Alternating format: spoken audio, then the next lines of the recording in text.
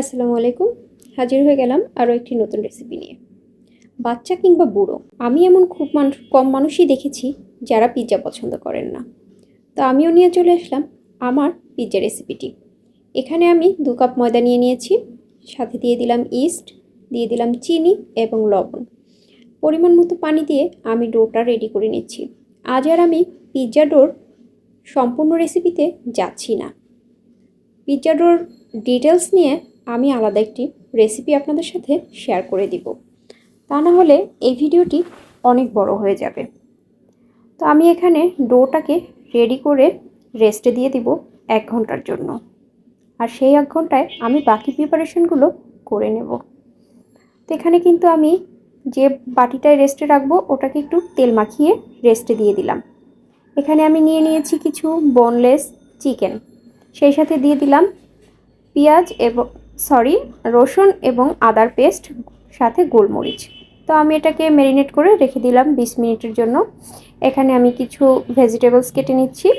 প্রথমেই আমি capsicum cube করে নিলাম, সেই সাথে একটা টমেটো কিউব করে নিলাম, আরও নিয়ে নিলাম একটা পেঁয়াজ। এখানে একটু সসেস নিয়ে নিয়েছি। তো সব কিছু রেডি হয়ে গেলে আমি চলে গেলাম চিকেন রান্নাতে। আমি একটা ফ্রাই প্যানে তেল গরম করে দিয়ে দিলাম চিকেনগুলো ম্যারিনেট করা। সেই সাথে আমি আরও কিছু মশলা অ্যাড করে দিচ্ছি। এখানে একটু জিরার গুঁড়ো, একটু গরম মশলার গুঁড়ো আর একটু চিলি ফ্লেক্স দিয়ে দিচ্ছি। যেহেতু বাসায় লেবু ছিল না, তাই আমি একটু গরম মশলা ইউজ করেছি। লেবু থাকলে লেবুর রস দিয়ে দিবেন, গরম মশলার গুঁড়োটা দেওয়ার দরকার নেই। এখানে আমি 1/2 চামচ সয়া সস দিয়ে দিলাম। তো আমি সব কিছু নেড়েচেড়ে একটু ঢেকে দিব। ঢেকে দেওয়ার পরে চিকেনটা থেকে একটু পানি বের হয়ে ওই পানিতেই চিকেনটা সিদ্ধ হয়ে যাবে। যেহেতু এখানে হাড় নেই, সিদ্ধ হতে বেশি সময় লাগবে না। তো আমি কিছু পেঁয়াজ দিয়ে দিলাম। তো এরপরে আমি একটু রান্না করে নেব চিকেনগুলোকে। আর এদিকে আমার খামিরটা কিন্তু একদম ফুলে ফেপে ডাবল হয়ে গিয়েছে। তো আমি শুরুতেই এর ভিতর থেকে হাওয়াটা বের করে নিলাম। তারপরে আমি পিৎজা বেসটা তৈরি করে নিব। তো একটু শুকনো ময়দা নিয়ে আমি রুটিটা বেলে নিলাম। আর এখানে পিৎজার রুটিটা কিন্তু 1 থেকে 1.5 ইঞ্চির মতো হয়, তার বেশি মোটা করলে আসলে ভালো লাগে না। তো রুটিটা একটু ছোট ছোট হয়ে যাচ্ছিলো বলে আমি হাত দিয়ে আর একটু টেনে টেনে বড় করে দিলাম। এখানে কাঁটা চামচ দিয়ে ছিদ্র করে দিলাম। আর বাসায় থাকা যে কোনো সস দিয়েই পিৎজা সসটা ব্যবহার করা যায়। পিৎজা সসই যে হতে হবে এমন কোনো কথা নেই। তো আমি কিন্তু মজারেলা চিজ গ্রেট করে দিয়ে দিলাম চিকেন।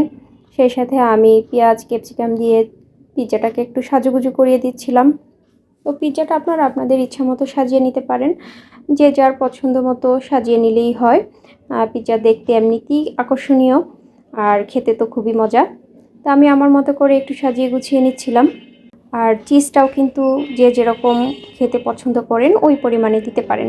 আমি আমার পরিমাণ মতো দিয়ে দিয়েছি। তো এখানে কিন্তু আমি বেকিংয়ের জন্য ঢুকিয়ে দিলাম ওভেনের ভিতরে। আমার ছেলের জন্য চিজ ছাড়া একটা ছোট পিৎজা দিয়ে দিয়েছি। আর ওভেনের টেম্পারেচার ছিল 180 ডিগ্রি ফারেনহাইট। আর আমি বেক করেছি 15 থেকে 20 মিনিট। তো এই যে আমার পিৎজা বেক হয়ে গিয়েছে। তো আজকের মতো আমি বিদায় নিচ্ছি। ভালো থাকবেন সবাই। আবারও দেখা হবে নতুন কোনো রেসিপিতে। সে পর্যন্ত আল্লাহ হাফেজ।